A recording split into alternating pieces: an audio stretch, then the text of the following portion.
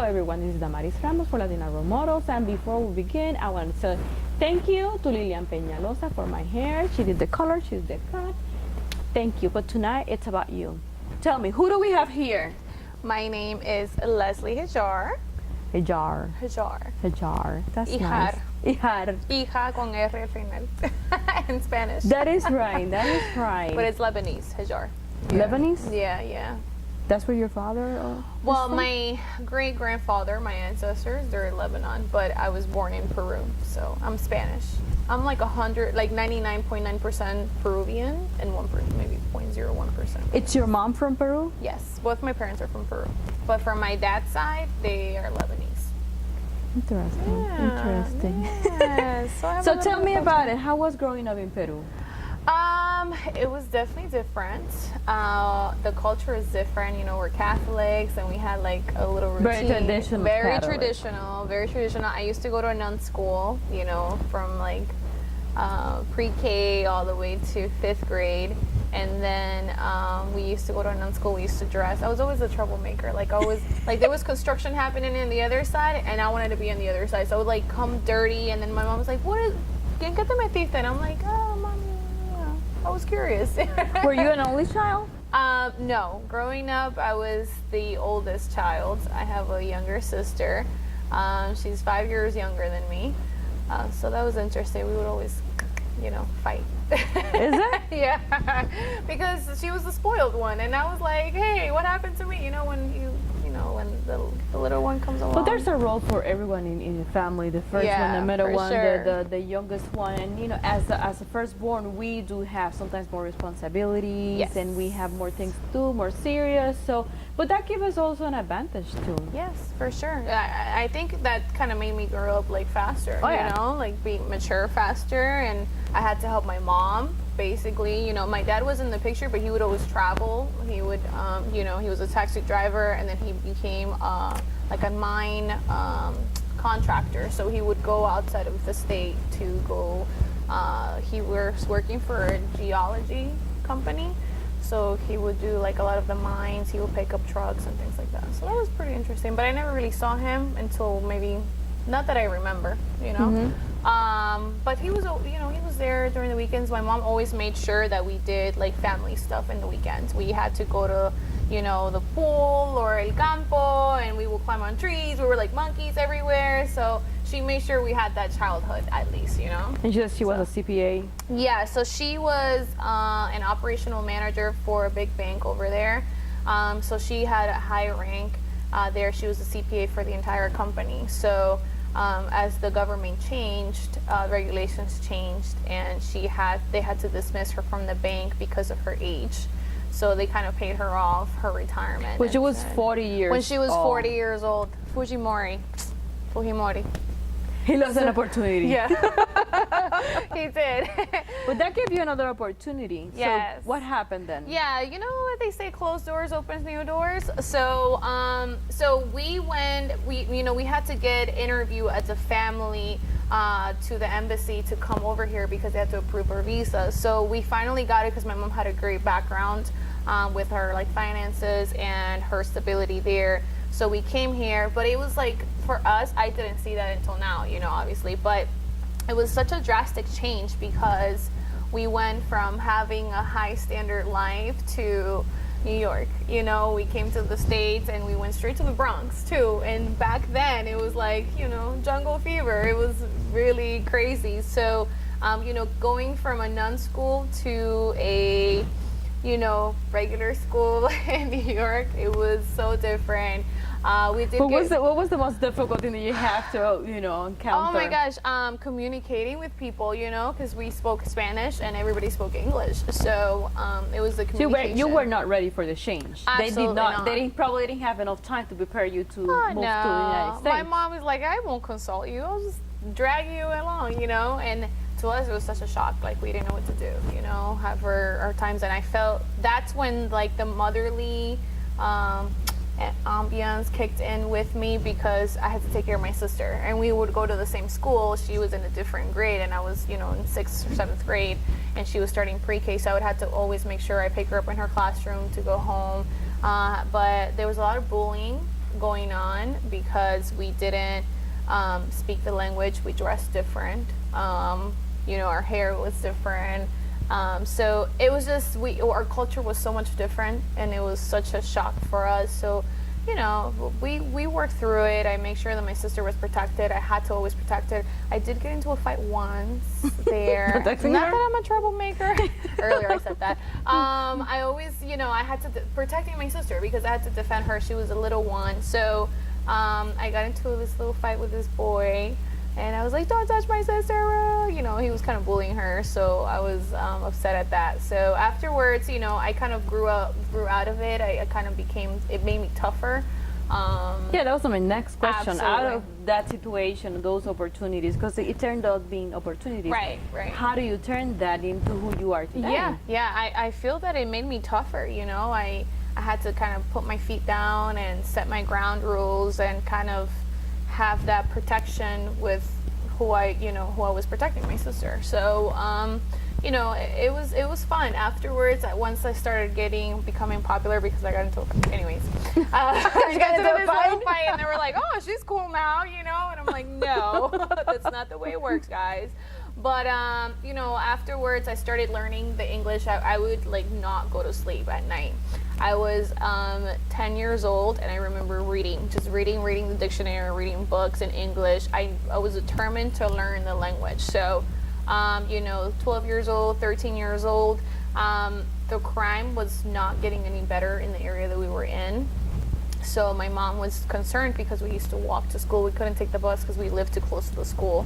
The 2 mile probably. Yeah, we were within the 2 mile radius. So we had to move from New York to Orlando because another big change. Yeah, another drastic change because over there it's such a fast life, and then here is How long ago was that? That was when I was 14, so 14 years ago.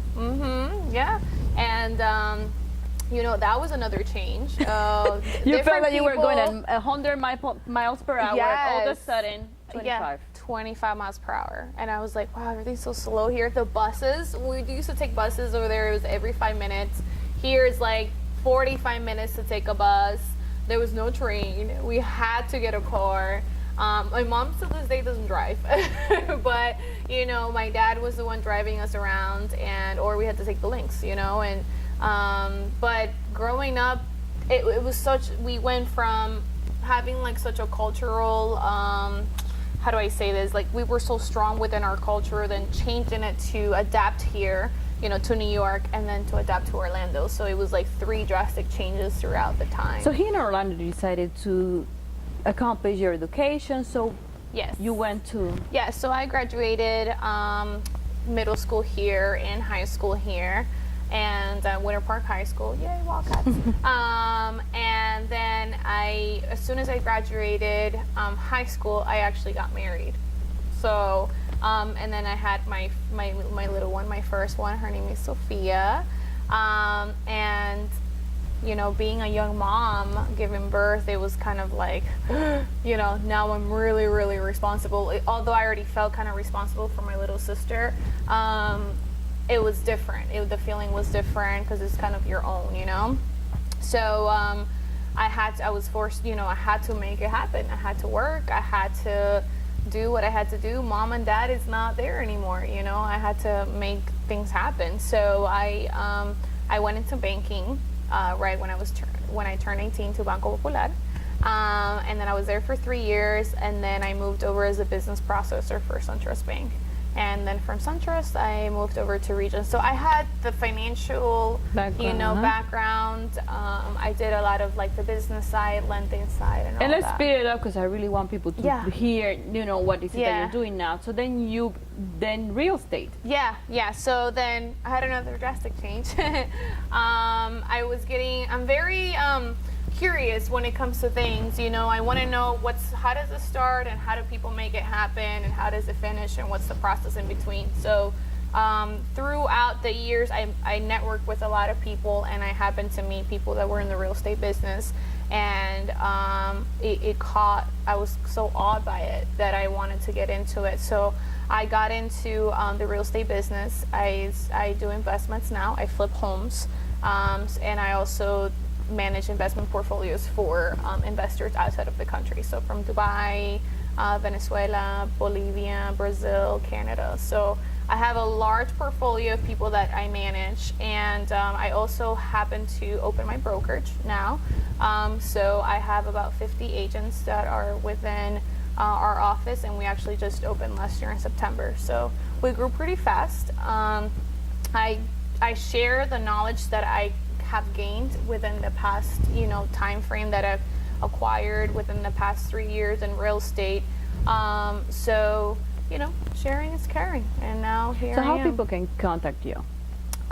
They can email me at leslieflipsrealestate@gmail.com, or they can contact me at 407-490-5993, or check out my Facebook page, Leslie the Flipping Realtor. So tell me a little bit about this flipping. Yeah. How do you get into that? Oh my gosh. Flipping is so much fun. It's such an adrenaline rush. It's like a new property, a new story, So we obtain a lot of our properties from like the foreclosure or abandoned homes or absentee owners that just leave their homes. So we acquire those and we make them pretty. So I've gone from burn houses. I've walked through all of these, okay, with the mask obviously, but through burn homes. I've been through, I call it the demonic houses, because there was a lot of creepy stuff. So you mentioned going on. last year you flipped like an average of 100 properties as a team. So you're super busy. Super busy all the time. We average about 100 properties a year. Obviously, it's not just me. I have a team behind me that helps it, that pushes through. But that's what we're doing.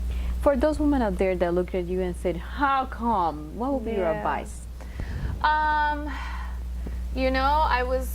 Determination is what drove me throughout the entire, time. And I was determined to make something out of myself and serve my purpose. And I knew once I found what my purpose was, to serve others and help others grow and be financially affluent to others as well. And, once I recognized that, I felt that I had to streamline it and go through with it. So definitely determination and drive. I'm surprised. Congratulations with what you're doing. Thank you. Thanks for coming today. Thank you. This has been Damaris Ramos for Latina Role Models. Thank you and good night.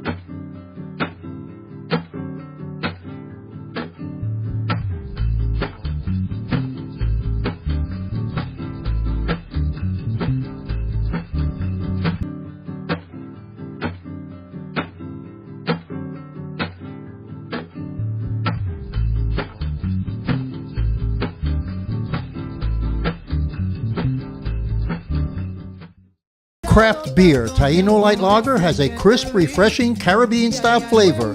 Boricua Craft Ale, full-bodied flavor for the true beer drinker. Stop drinking beer water. Taino Craft Light Lager and Boricua Strong Craft Ale. Feel the rhythm and come up to craft beer.